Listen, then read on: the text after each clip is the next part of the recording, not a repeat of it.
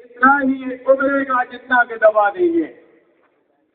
آئے امریکہ، تو یاد رکھ، تو نے بیت المقدس جو ہمارا قبلہ اول ہے 16 اور 17 مہینے تک ہم سب کے آقا نامدار صلی اللہ علیہ وسلم رک کر کے نماز پڑھتے رہے۔ تو نے بیت المقدس کو، پاک سرزمین کو اسرائیل کا دارالخلافہ تسلیم کر کے تو نے 2 ارب مسلمانوں کو للکارا ہے، اور آج صرف مسلمان اس پاکستان کے صرف مسلمان ہی نہیں بلکہ پاکستان کے ہر مکتبہ فکر سے تعلق رکھنے والے نوجوان، بزرگ، بچے، عالم اسلام کے مسلمان امریکہ یاد رکھ، یہ جہاد کے لیے تیار ہے۔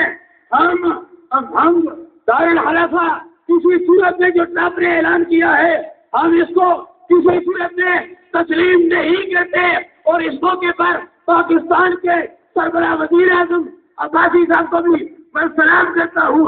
حق بات کہنی پڑتی ہے، جنہوں نے ہوائی کے اجلاس میں اس بات کی مذمت کی ہے اور حق کا علم بلند کیا ہے۔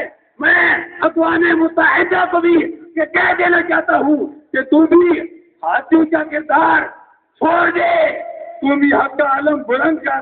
اللہ تبارک و تعالیٰ آپ سب کا حامی و ناصر ہو۔ امریکہ کا جو یار ہے،